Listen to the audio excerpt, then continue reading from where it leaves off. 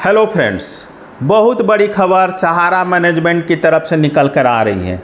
जी हाँ दोस्तों, जो अब तक सहारा घोटालों के सबसे बड़े विलेन के रूप में माने जा रहे थे ओपी श्रीवास्तव, और माना जा रहा था कि सहारा श्री सुब्रत राय के बाद यदि सहारा में किसी की चलती है तो वो है ओपी श्रीवास्तव। सहारा श्री की मृत्यु के बाद यह भी माना जा रहा था कि अब सहारा ग्रुप की सभी कंपनियों की बागडोर ओपी श्रीवास्तव के हाथ में है। बिना ओपी श्रीवास्तव के सहारा इंडिया में एक पत्ता भी नहीं हिलता है।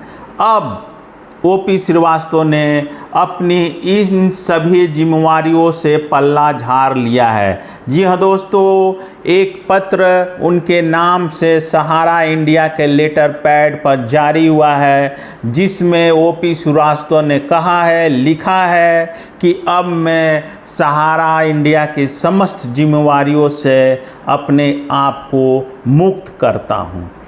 कहीं ना कहीं यह जो पत्र आया है, इसके पीछे पिछले दिनों ईडी के द्वारा जो कार्रवाई की गई और सहारा इंडिया के करोड़ों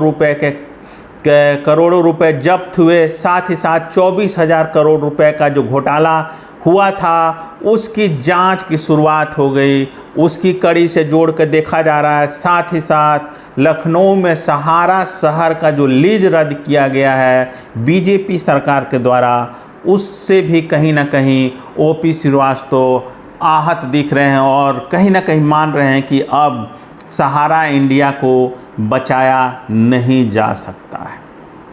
दोस्तों, पूरा पत्र हमारे पास है, आप स्क्रीन पर देख सकते हैं कि ओपी श्रीवास्तव ने अपने इस पत्र में क्या कहा है और किस प्रकार से अपनी जिम्मेवारियों को त्यागने का काम किया है। तो ऐसे में जब यह लग रहा था कि सहारा श्री की मृत्यु के बाद अब ओपी श्रीवास्तव ही सहारा इंडिया के सर्वेसर्वा है, अब ऐसे में उनके द्वारा एक तरह से यह त्याग पत्र या इस्तीफा पत्र ही कहें तो सही होगा। त्याग पत्र का सामने आना कहीं ना कहीं सहारा इंडिया को एक और बड़ी विपत्ति में डालने वाला प्रतीत होता है। या फिर कहें कि क्या ओपी श्रीवास्तव अब सहारा इंडिया को बीच मझधार में छोड़कर भाग खड़े हुए हैं। क्या उन्हें लगता है कि जो घोटाले दिन प्रतिदिन अब सामने आ रहे हैं, क्या उनमें उन्हें अब जेल जाना पड़ेगा? इस प्रकार की अनेक प्रकार की आशंकाएं अब सामने फलीभूत हो रही है। दोस्तों, पूरा पत्र हमारे पास है। पत्र का मजमून क्या है मैं आपको पढ़ के समझा देता हूं और उसके बाद हम लोग बात करेंगे कि आने वाले दिनों में सहारा मैनेजमेंट पर इसका क्या प्रभाव पड़ेगा। दोस्तों, इसके विषय में आप ऊपर में देख सकते हैं लिखा हुआ विषय संदर्भ संख्या 001/101/4145 दिनांक 7/11/2023 का जो पत्र है उसके संदर्भ में, जो कि सहारा श्री के द्वारा जारी किया गया था, जिस पत्र में यह कहा गया था, जो फर्स्ट पैराग्राफ आप उसमें पढ़ सकते हैं, जिस पत्र के द्वारा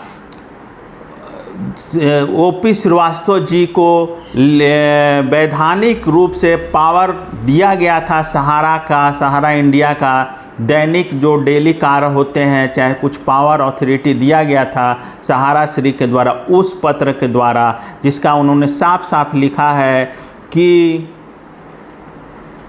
तभी तो उनके अपने जीवन के अंतिम क्षणों में उक्त पत्र के माध्यम से मुझे प्राइजलेस एसेट जैसे शब्दों से अलंकृत करते हुए मुझ पर विश्वास और भरोसा करके अपनी व्यवस्थता एवं शारीरिक अस्वस्थता के दृष्टिगत जो उनके दैनिक कार्य दायित्व थे, उन दायित्वों में से कुछ दैनिक दायित्वों की अतिरिक्त जिम्मेदारी का आवंटन निर्वहन मुझे करने का निर्देश देते हुए उक्त के क्रम में जो निर्णय निर्देश मेरे द्वारा लिए जाएंगे या उसके संबंध में अपने कार्यालय को रिपोर्ट करने का आदेश जारी किया गया था।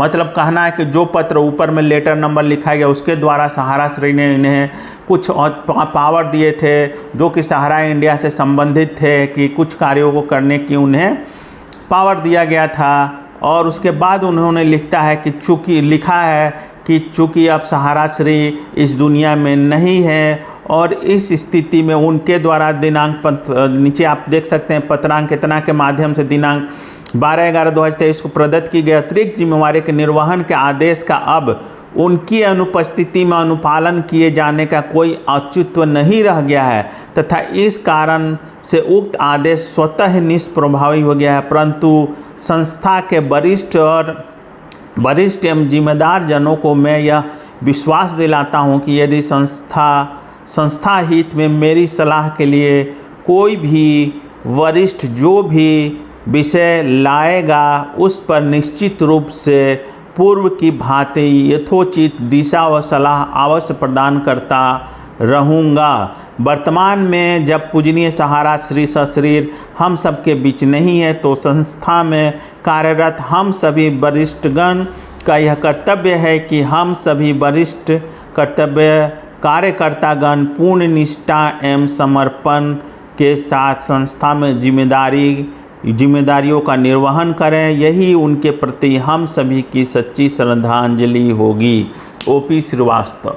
तो साफ साफ उन्होंने पत्र में लिखा है कि जो जिम्मेवारी सहारा श्री के द्वारा उन्हें दी गई थी अब वो उसका निर्वहन नहीं करेंगे। उन्होंने कहा है कि चूँकि सहारा श्री अब इस दुनिया में नहीं है तो ऐसे में अब कोई मायने नहीं रखता है कि उनके द्वारा जो पत्र जारी किया गया है उसका अब कोई ऑथेंटिसिटी नहीं बचती है। लेकिन साथ ही साथ उन्होंने कहा कि यदि सहारा मैनेजमेंट को लगता है कि मुझसे अगर सहारा मैनेजमेंट को मुझसे कभी कोई सलाह या कोई मार्गदर्शन चाहिए होगा तो मैं उसके लिए हमेशा सदैव उपस्थित रहूँगा। साथ ही साथ उन्होंने अपने सभी सहयोगियों से आह्वान किया है कि हमें इस परिस्थिति में साथ मिलकर लड़ना है और संस्था के लिए काम करना है।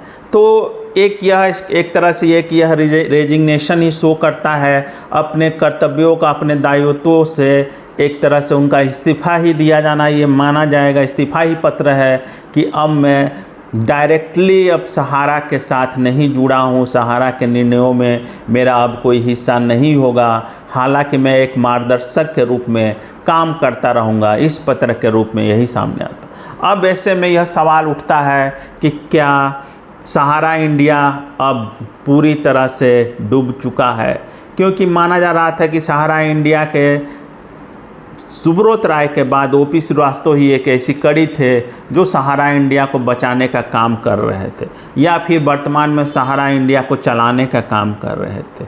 अब ऐसे में अचानक से ओपी श्रीवास्तव के द्वारा इस प्रकार का इस्तीफा पत्र जारी करना कहीं ना कहीं यह साबित करता है कि अब सहारा इंडिया में कुछ भी नहीं बचा है। आने वाले दिनों में बहुत बड़ी विकट परिस्थिति सामने खड़ी हो सकती है। पिछले कुछ दिनों से केंद्र सरकार सीधे तौर पर सहारा इंडिया पर अटैक कर रही है। पहले ईडी के द्वारा छः स्थानों पर और सहारा के बड़े अधिकारियों के घरों पर, आवासों पर छापेमारी की जाती है। करोड़ों रुपए की संपत्ति के कागजात जब्त किए जाते हैं। 700 फर्जी कंपनियों के डीड जब्त किए जाते हैं। करोड़ों अरबों रुपए के नए जो भूखंड, महंगे भूखंड है, उनके कागजात जब्त किए जाते हैं। एम्बे वैली के में इन्वेस्टमेंट से संबंधित कागजात जब्त किए जाते हैं। तो बहुत ज़्यादा जब्ती सीजिंग का काम ईडी के द्वारा किया गया था। अब उसके बाद उसी क्रम में लखनऊ डेवलपमेंट अथॉरिटी के द्वारा सहारा शहर जो कि लखनऊ में है उसका 100 एकड़ ज़मीन का जो लीज था उसको लीज को अचानक से रद्द कर दिया जाता है। तो ऐसे में जो कि सहारा शहर, सहारा का बहुत सहारा का एक बहुत नामचीन प्रोजेक्ट था जो कि अचानक उस तरह से उसका लीज कैंसिल करने से भी इसका सेटबैक सहारा को लगा है। और कहीं ना कहीं ये जो वर्तमान परिस्थितियाँ खड़ी हो रही है जिससे उन्हें लगा होगा ओपी श्रीवास्तव की अब से केंद्र सरकार सहारा के खिलाफ पूरी तरह खड़ी हो चुकी है। तो ऐसे में शायद उन्हें लगा हो कि अब यहाँ से भागने में ही भलाई है। तो कहीं ना कहीं कहा जाता है, कहावत है कि जब जहाज़ डूबता है तो सबसे पहले चूहे भागते हैं, चूहे कूदते हैं। तो कहीं ऐसे में यह तो नहीं है कि जब सहारा तो ऐसे डूब ही चुका है, लेकिन जो बची खुची है उस स्थिति में भी यदि ओपी श्रीवास्तव भाग रहे हैं तो कहीं ना कहीं यह लग रहा है कि अब जहाज़ पूरी तरह से डूब जाएगा। आने वाले दिनों में सहारा के लिए और विकट परिस्थितियां खड़ी हो सकती है, क्योंकि माना जा रहा था कि ओपी श्रीवास्तव ही एक ऐसे थे जिनका कंट्रोल सहारा की सभी कंपनियों पर था। ऐसे में एक इस कड़ी का अचानक से इस्तीफा दिया जाना कहीं ना कहीं सहारा के लिए सेटबैक है, सहारा के निवेशकों के लिए बुरी खबर है, सहारा के कार्यकर्ताओं के लिए बुरी खबर है, क्योंकि माना जा रहा था कि अगर हो सके तो कहीं ना कहीं सहारा को फिर से खड़ा किया जाए, लेकिन अब संभव नहीं दिखता है। और जो लोग भी यह खबरें चला रहे हैं कि सहारा का फिर से पुनरुत्थान होगा, सहारा बैंक को लाइसेंस मिलेगा, एमवे वैल्यू बिक गया है, तो उस तरह के जो खबरें चला रहे हैं वो सिर्फ सस्ती लोकप्रियता या सस्ता व्यूज़ पाने के लिए चला रहे हैं, क्योंकि अब जो एमवे वैली से संबंधित कागजात है ईडी ने जब्त कर लिए हैं और बहुत जल्द उम्मीद है कि ईडी कहीं ना कहीं जो सहारा के अन्य प्रॉपर्टीज़ है और जो एमवे वैली की प्रॉपर्टीज़ हैं कहीं ना कहीं उन्हें ईडी जब्त करने का काम कर सकती है। धन्यवाद दोस्तों।